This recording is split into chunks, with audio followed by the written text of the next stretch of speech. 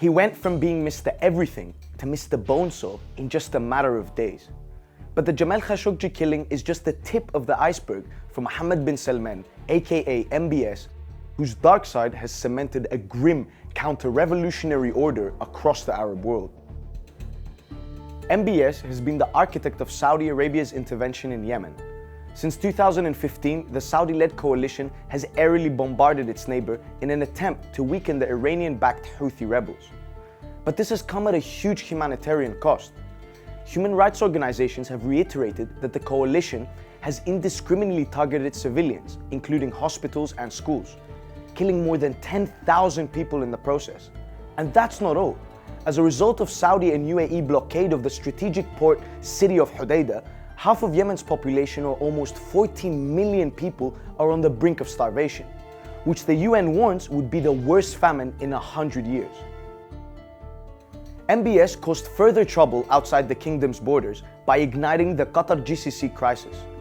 On June 5, 2017, Saudi Arabia and 4 of its Arab allies cut diplomatic ties with Qatar and imposed a trade blockade on Doha.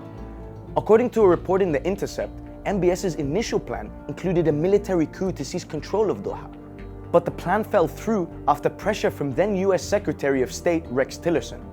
More than a year later, Qatar still remains blockaded and only reachable by air and sea.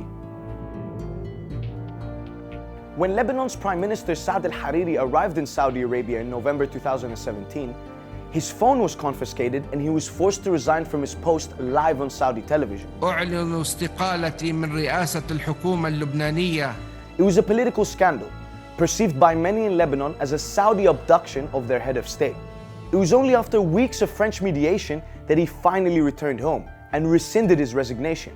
MBS recently made a joke about the abduction while sharing a panel with Hariri at an investment summit in Saudi Arabia. ابغى اختم فقط بحاجه انه دوله الرئيس سعد جالس يومين في السعوديه فارجو ما تطلع اشاعات انه مخطوف. MBS has been dubbed a reformer for introducing societal changes like allowing women to drive and opening the country's movie theaters for the first time in 30 years. In the 8 months after he was appointed Crown Prince, 133 people were executed. That's 16 executions every month, making it one of the top 5 countries for the number of executions per year. Despite being championed for campaigning for women's rights to drive, prominent female activists like Lujain Hathloul and Maisal Ammoudi remain in prison. And their crime? Protesting their right to drive.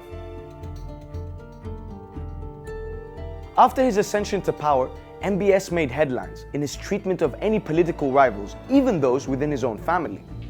One of his first orders of business was rounding up and imprisoning hundreds of royals and leading businessmen in the country, in what is known as the Ritz-Carlton Purge. Some were reportedly tortured and at least one Saudi general died. It was billed as a move against corruption, but others saw it as a purge on those who had money and influence, and marginalized anyone in the country that could challenge MBS's claim to the throne. In light of Jamal Khashoggi's killing in the Saudi consulate in Istanbul, international pressure to cut trade relations and arms deals with the MBS regime is mounting. Several corporations like Uber, Virgin, and JP Morgan Chase refused to attend the high-profile investment summit in Riyadh. And while Donald Trump said he won't back out of a $100 million weapons deal, many Republican senators are demanding sanctions against Saudi Arabia.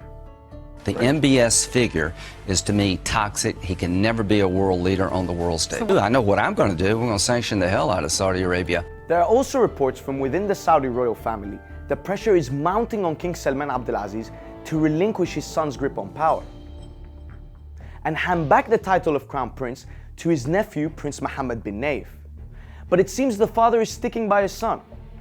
King Salman named MBS as the head of a new commission set up to investigate Khashoggi's death, despite the questions swirling around his role in the killing. And so, as the pieces of the MBS puzzle are put together, will he continue his sweep for power and keep committing human rights abuses inside and outside of the kingdom? Or will the royal family try and restore order to a once stable Saudi Arabia?